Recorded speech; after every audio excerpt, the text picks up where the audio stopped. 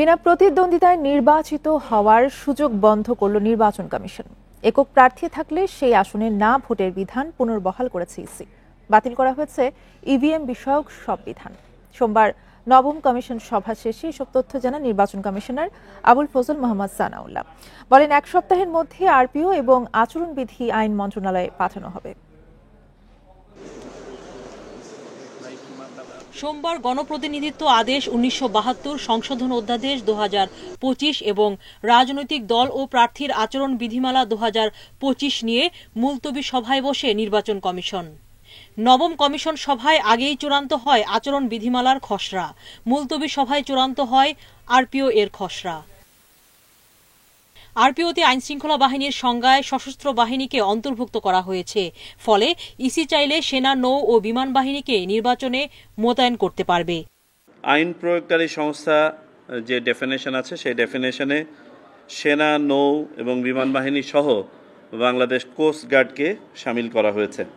কোনো আসনে একজন প্রার্থী থাকলে সেখানে না ভোট থাকবে। যদি না ভোট বেশি হয় তাহলে আবারও নির্বাচন হবে। দুজন প্রার্থী সমান ভোট পেলেও লটারি নয়, পুনর্নির্বাচন হবে। কোথাও একজন প্রার্থী হয়, বিনা ভোটে নির্বাচিত হবে না। সার্বিকভাবে না ভোট নয়, যদি কোনো কনস্টিটিউয়েন্সিতে মাত্র একজন ক্যান্ডিডেট হয় তাকেও নির্বাচনে যেতে হবে, তার বিপক্ষে না প্রতিদ্বন্দ্বিতা করবে। এবং সেখানে যদি পুনরায় না বিজিত হয় দ্বিতীয় ইয়েতে, তাহলে আর ভোট হবে না, তখন ব্যক্তি প্রার্থী বিবেচিত হবে। খসড়া অনুযায়ী অনিয়ম হলে পুরো আসনের ভোট বাতিল করতে পারবে কমিশন। কার্যক্রম নিষিদ্ধ হওয়া দলের নিবন্ধন নিয়ে ইসির করণীয় স্পষ্ট করা হয়েছে। জোটগত নির্বাচন করলেও ভোট করতে হবে নিজের দলের প্রতীকে। নির্বাচন কমিশন অবস্থা বুঝে নির্বাচন স্থগিত করা, এক বা একাধিক বা সমস্ত কনস্টিটিউয়েন্সির, একইভাবে ফলাফল এক বা একাধিক বা সমস্ত কনস্টিটিউয়েন্সির ফলাফল বাতিল করতে পারবে। ভোট গণনার সময় গণমাধ্যম কর্মীরা থাকতে পারবেন। এদিকে নতুন দল নিবন্ধনে 143টি আবেদনের মধ্যে 22টির আবেদন প্রাথমিকভাবে উত্তীর্ণ হয়েছে। সুলতানা জাহান মিতু, ইন্ডিপেন্ডেন্ট নিউজ, ঢাকা। বর্তমান আইনশৃঙ্খলা পরিস্থিতিতে সুষ্ঠু নির্বাচন সম্ভব বলে জানিয়েছেন স্বরাষ্ট্র উপদেষ্টা। আগামী জাতীয় নির্বাচনে প্রতিটি কেন্দ্রে পুলিশ ও আনসার সদস্য সহ আইনশৃঙ্খলা বাহিনীর সদস্য বাড়ানো হবে বলেও জানান তিনি। কেরানীগঞ্জে ঢাকা 3 আসনের 3 নম্বর ভোট কেন্দ্র তেঘুরিয়া উচ্চ বিদ্যালয় পরিদর্শন শেষে সাংবাদিকদের এই কথা বলেন তিনি। বলেন, সুষ্ঠু, শান্তিপূর্ণ, উৎসবমুখ নির্বাচন করতে সব দলের সহযোগিতা প্রয়োজন। আগামী নির্বাচনের তারিখ ঘোষণার পর থেকেই নির্বাচনকালীন আইন শৃঙ্খলা এবং পরিবেশ নিয়ে চলছে আলোচনা। সকালে কেরানীগঞ্জের ঢাকা 3 আসনের 3 নম্বর ভোট কেন্দ্র পরিদর্শন করেন স্বরাষ্ট্র উপদেষ্টা। আগামী জাতীয় সংসদ নির্বাচন সুষ্ঠু করতে পুলিশ ও আনসারের পাশাপাশি সেনাবাহিনীর 80,000-এরও বেশি সদস্য নিয়োজিত থাকবেন বলে জানিয়েছেন স্বরাষ্ট্র উপদেষ্টা। আমরা প্রতি কেন্দ্রে 2 জন থেকে 3 জন তো পুলিশ দিবই।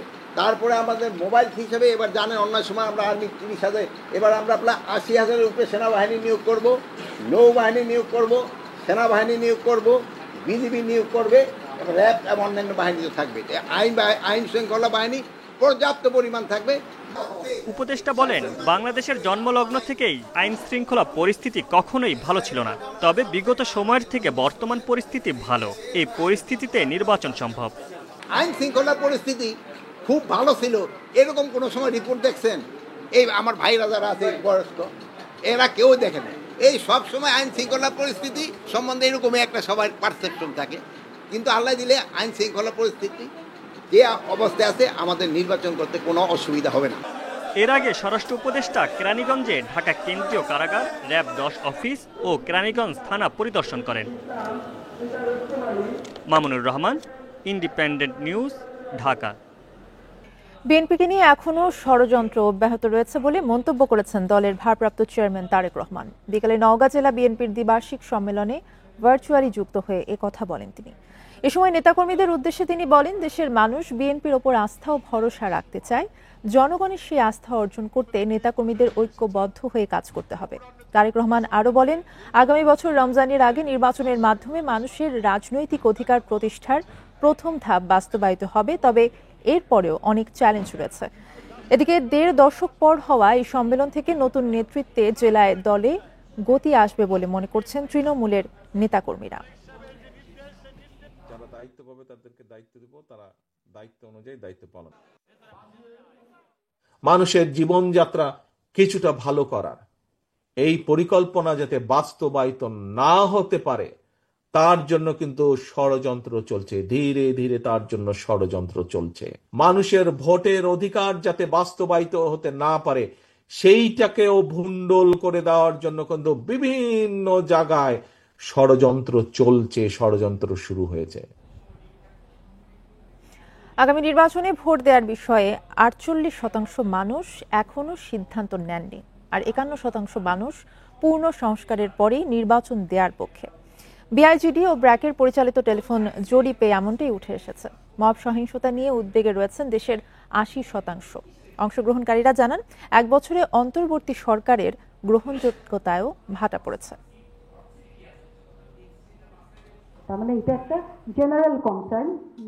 বেসরকারি সংস্থা বিআইজিডি ও ব্র্যাকের টেলিফোন জরিপের তথ্য তুলে ধরতে সোমবার রাজধানীর আগারগাঁওয়ে এ সংবাদ সম্মেলন।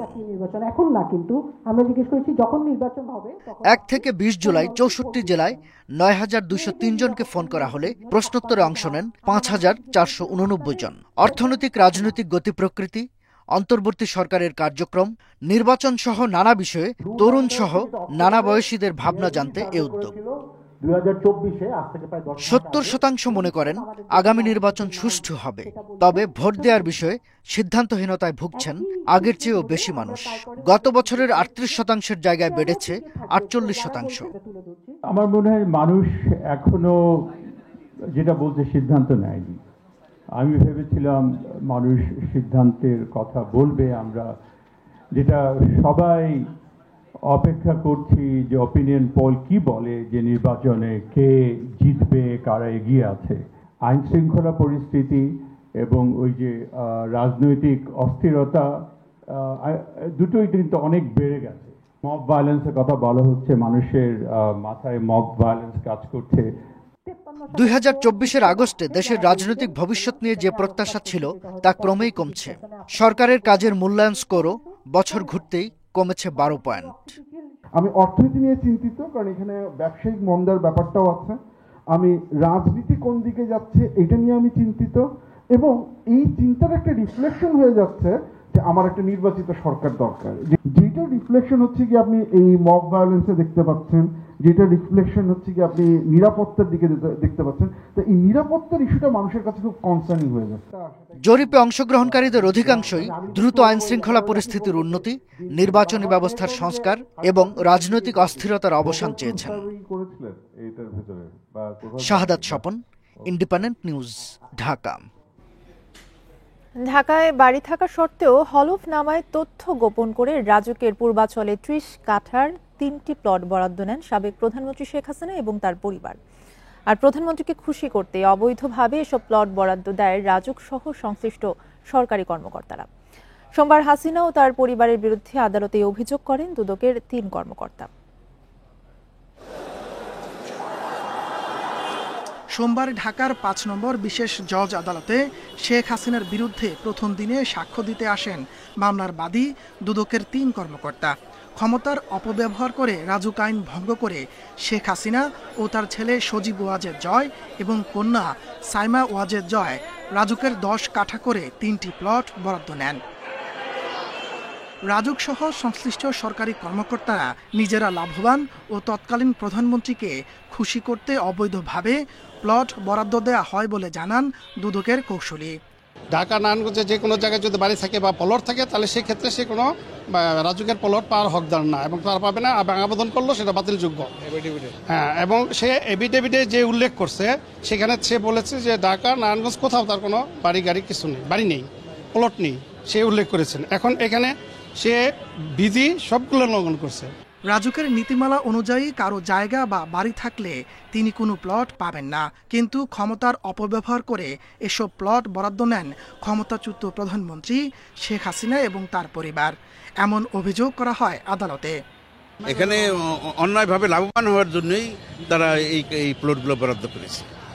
নিজেরা লাভবান এবং অন্যকে লাভবান করার জন্য, লোভের বশবর্তী হয়ে অন্যায়ভাবে লাভবান হওয়ার জন্যই তারা এই কাজ করে এই প্লট বরাদ্দ দিয়েছেন এবং অসৎ উদ্দেশ্যে। এদিন দুর্নীতির 3 মামলায় শেখ হাসিনা, তার ছেলে সজীব ওয়াজেদ জয় এবং মেয়ে সাইমা ওয়াজেদ পুতুল সহ 47 জনকে অভিযুক্ত করে সাক্ষ্য দেন মামলার বাদীরা। তাপস সরকার, ইন্ডিপেন্ডেন্ট নিউজ, ঢাকা। এবছর 15,000-এরও বেশি এসএসসি পরীক্ষার্থীর ফল গণনায় ভুল হয়েছে। এজন্য শাস্তি পেতে যাচ্ছেন 2 শতাধিক পরীক্ষক। বর্তমানে ফল পুনর্নিরীক্ষণে শুধু প্রাপ্ত নম্বর গণনা নয়, খাতা পুনর্মূল্যায়ন হয় না। এতে অনেক মেধাবী শিক্ষার্থীও যথাযথ মূল্যায়ন থেকে বঞ্চিত হয় বলে মনে করছেন গবেষকরা। ঢাকা শিক্ষা বোর্ডে এসএসসির ফল পুনর্নিরীক্ষণে নতুন করে জিপিএ 5 পেয়েছে 286 জন। কেবল উত্তীর্ণ থেকেও জিপিএ 5 পেয়েছে 3 পরীক্ষার্থী। এছাড়া ফেল থেকেও পাস 293 জন। এবছর সারা দেশে 15,000 শিক্ষার্থীর ফলাফল পরিবর্তন হয়েছে। শিক্ষা গবেষকরা বলছেন, বোর্ড পরীক্ষায় এ ধরনের গাফিলতি খুবই দুঃখজনক। তাদের প্রশ্ন, এসব শিক্ষার্থীদের যে মানসিক ক্ষতি হয়েছে তার দায়ভার নেবে কে? কেবলমাত্র কাউন্টিং এর মধ্যেই এটা আপনার এর বাইরেও তো আছে। অর্থাৎ দেখেন যে কতটা অবহেলা, মানে যে অবজ্ঞা নিয়ে আমরা অ্যাসেসমেন্ট সিস্টেমটা এবং শিক্ষা ব্যবস্থাটাকে আমরা পরিচালনা করছি। ফল পুনর্নিরীক্ষণে শুধু প্রাপ্ত নম্বরের যোগ ঠিক আছে কিনা তা দেখা হয়, খাতা নতুন করে আর মূল্যায়ন হয় না। বেশ কয়েকজন অভিভাবকের সাথে কথা হয়েছে যাদের সন্তান এক বিষয়ে ফেল করেছে আর বাকি সব বিষয়ে জিপিএ 5 পেয়েছে। পুনর্নিরীক্ষণেও একই ফলাফল। শিক্ষা সংশ্লিষ্টরা বলছেন, এই ধরনের ক্ষেত্রে শুধু পুনর্নিরীক্ষণ করলেই হবে না, খাতার পুনর্মূল্যায়নও জরুরি। একজন পরীক্ষক খাতা পরীক্ষার পর তা নিরীক্ষা করেন সংশ্লিষ্ট বিষয়ের আরেকজন শিক্ষক। এরপর তা জমা দেওয়া হয় প্রধান পরীক্ষকের কাছে, তারও এটি নিরীক্ষা করার নিয়ম। শিক্ষা গবেষকদের মতে, বোর্ড পরীক্ষার খাতা নিরীক্ষায় তৃতীয় পরীক্ষকও ডাকতে হবে। অনেক সময় দেখা যায় যে 10টা সাবজেক্টের মধ্যে 7টা 8টাতে সে ভালো করেছে, কিংবা 9টাতে কোনো সময় ভালো করেছে, 1টাতে সে ফেল করেছে। কিন্তু আপাত দৃষ্টিতেই মনে হয় যে একটা অসম্ভব বিষয়। তো এখন এই বোধটা তো বোর্ডেরও থাকা উচিত। গাফিলতির অভিযোগে 2 শতাধিক পরীক্ষক চিহ্নিত করে তাদের পরীক্ষা সংক্রান্ত সব দায়িত্ব থেকে অব্যাহতি দিয়ে আইনি ব্যবস্থার কথা ভাবছে শিক্ষা বোর্ড। বোর্ডের উত্তরপত্র মূল্যায়ন, প্রশ্ন প্রণয়ন, যত কিছু বোর্ড থেকে আউট আর কি। মোট কথা, বোর্ডের কোনো কাজে তাদেরকে আর সংশ্লিষ্ট করা হবে না। খাতা পুনর্মূল্যায়নের জন্য বোর্ডের আইন সংশোধনে সরকারের উচ্চ পর্যায়ের দৃষ্টি আকর্ষণ করছে শিক্ষা board. Nure Alam, independent news, Dhaka. ICC ODI র্যাঙ্কিংয়ে এক ধাপ অবনতি বাংলাদেশের, 9 থেকে নেমে গেল 10 নম্বরে। গেল মাসে শ্রীলঙ্কা সফরে একটি ওয়ানডে জেতার পর 9 উঠেছিল টাইগাররা। সবশেষ র্যাঙ্কিংয়ে বাংলাদেশের সঙ্গে অবনতি হয়েছে পাকিস্তানেরও, 4 থেকে 5-এ নেমে গেছে সানমাল আগার দল। র্যাঙ্কিংয়ের শীর্ষ 10-এ এই 2 পরিবর্তন। রবিবার পাকিস্তানকে 5 উইকেটে হারিয়ে বাংলাদেশের জায়গায় 9 উঠেছে ওয়েস্ট ইন্ডিজ। এখন বাংলাদেশের রেটিং পয়েন্ট 77, ক্যারিবীয়দের 78, শীর্ষে 3-এ ভারত, নিউজিল্যান্ড ও অস্ট্রেলিয়া। 2027 ওয়ানডে বিশ্বকাপে সরাসরি খেলতে র্যাঙ্কিংয়ে সেরা 8-এ থাকা গুরুত্বপূর্ণ টাইগারদের জন্য 14 দলের আসরে স্বাগতিক হিসেবে খেলবে সাউথ আফ্রিকা ও জিম্বাবুয়ে। বাকি 12 দলের মধ্যে র্যাঙ্কিংয়ে সেরা 8 দল খেলবে সরাসরি। বাকি 4 দলকে বাছাই চ্যালেঞ্জ মোকাবেলা করতে হবে। রাজধানীর মৌচাকে একটি বেসরকারি হাসপাতালের বেসমেন্টে পার্ক করা গাড়ি থেকে 2 জনের মরদেহ উদ্ধার করেছে পুলিশ। এদের একজন চালক জাকির হোসেন এবং অন্যজন মিজান। তাদের বাড়ি নোয়াখালীর চাটখিল উপজেলার ধোবাতলিতে। মৃত্যুর কারণ উদ্ঘাটনে অভিযানে নেমেছে পুলিশ। রাজধানীর মৌচাকে doctor Sirajul Islam medical college ও হাসপাতাল। রোববার ভোর 5:40 সিসিটিভি ফুটেজে দেখা মিলছে বেসমেন্ট 2-তে ঢুকছে একটি ব্যক্তিগত গাড়ি। ভেতরে দেখা যাচ্ছে 2 জনকে। তবে পুলিশ বলছে গাড়িতে জাকির ও মিজানের সঙ্গে মালিক সৌরভও ছিলেন। মূল গেটেই নেমে চলে যান মালিক। কয়েক ঘন্টা একই জায়গায় দাঁড়িয়ে থাকা গাড়িটি নজরে আসে নিরাপত্তা কর্মীদের। সোমবার বেলা 11টার দিকে কাছে যেতেই ভেতর থেকে ভেসে আসে তীব্র দুর্গন্ধ। গাড়িটি তখনও তালাবদ্ধ। 2 জন দেখলাম তো শুয়ে আছে, মানে যেহেতু আমরা এখন শুয়ে আছে, যখন ওনাকে ডাক দেওয়ার পর ওনারা যখন কথা বলে নাই, তখন আমাদেরকে একটু সন্দেহ লাগলো, তখন আমরা কর্তৃপক্ষরে জানাই। রেজিস্টার চেক করে দেখলাম যে এই গাড়িটা গতকালকে সকাল 5:45 ইন হয়েছে তো তারা কোনো কথা বলতেছে না এবং তাদের মুখে এরকম ফোসকা দেখা যাচ্ছে। খবর পেয়ে ঘটনাস্থলে আসে র্যাব, পুলিশ, সিআইডি। লক ভেঙে বের করা হয় দুজনের মরদেহ। পুলিশের ধারণা গরমে দ্রুত পচে গেছে মরদেহ। দেখে অনুমান করার উপায় নেই। তদন্ত শেষ হলেই জানা যাবে হত্যার কারণ। যে লাশটা হয়তো 3 দিন বা 4 দিন পরে যে অবস্থাটা হয় সেটা একদিনে কিন্তু হয়ে গেছে। তো আমরা মোটামুটি ক্যালকুলেশন করে দেখলাম 30 থেকে 32 ঘন্টা তারা এই গাড়ির ভিতরে ছিল। তো এইটার কারণে একটু লাশটা একটু ডিকম্পোস্ট হয়ে গেছে বা একটু অন্যরকম হয়ে গেছে, এটার কারণে বোঝা মুশকিল। তবে পোস্টমর্টমে গেলে হয়তো ডাক্তাররা দেখলে বুঝতে পারবে যে কোথাও অন্য কোনো ঝামেলা আছে কিনা। রমনা থানা পুলিশ ময়না তদন্তের জন্য জোড়া মরদেহ পৌঁছে দিয়েছে ঢাকা মেডিকেল কলেজ হাসপাতালের মর্গে। আনোয়ার সাদাত নূর, ইন্ডিপেন্ডেন্ট নিউজ, ঢাকা। জুলাই ঘোষণাপত্রে 1947 সালের দেশভাগ ও মানবিক বিপর্যয়ের মতো গুরুত্বপূর্ণ ঐতিহাসিক ঘটনা, শাপলা গণহত্যা, বিডিআর হত্যাকাণ্ড সহ গুরুত্বপূর্ণ বিষয় উপেক্ষা করা হয়েছে এমন অভিযোগ এনে সংবাদ সম্মেলন করেছে হেফাজত ইসলাম সহ কয়েকটি সংগঠন। বিকেলে প্রেস ক্লাবের সামনে হেফাজত ইসলাম সহ কোটা সংস্কার আন্দোলন 2018, নিরাপদ সড়ক আন্দোলন, বিডিআর কল্যাণ পরিষদ ও বাংলাদেশ গঠনতান্ত্রিক আন্দোলনের প্রতিনিধিরা। নেতারা বলেন, গুরুত্বপূর্ণ এসব বিষয়গুলো বাদ দেওয়া জাতীয় ইতিহাস বিকৃত করার শামিল এবং ঘোষণায় জনগণের প্রত্যাশা পূরণ হয়নি। সংবাদ সম্মেলনে হেফাজতের যুগ্ম মহাসচিব আজিজুল হক ইসলামাবাদী বলেন, ভারত ও আওয়ামী লীগের ইন্ধনে সরকার এমন ঘোষণাপত্র পাঠ করা হয়েছে। এছাড়া এই ঘোষণাপত্রে নেই নির্বাচনের রোডম্যাপ এবং সাংবিধানিক সংস্কারের রূপরেখা। অনতিবিলম্বে ঘোষণাপত্রে এই উল্লেখিত বিষয়গুলো অন্তর্ভুক্ত করার দাবি জানান। গণহত্যার ইতিহাস, 21 সালে মোদী বিরোধী আন্দোলনের ইতিহাস, কোটা সংস্কার আন্দোলনের ইতিহাস, নিরাপদ সড়ক আন্দোলনের ইতিহাস এবং পিলখানার গণহত্যার ইতিহাস ঘোষণাপত্রে নতুনভাবে সংযোজন করতে হবে। এর যদি ব্যত্যয় ঘটে এই ঘোষণাপত্র দেশবাসীকে সাথে নিয়ে আমরা প্রত্যাখ্যান করব।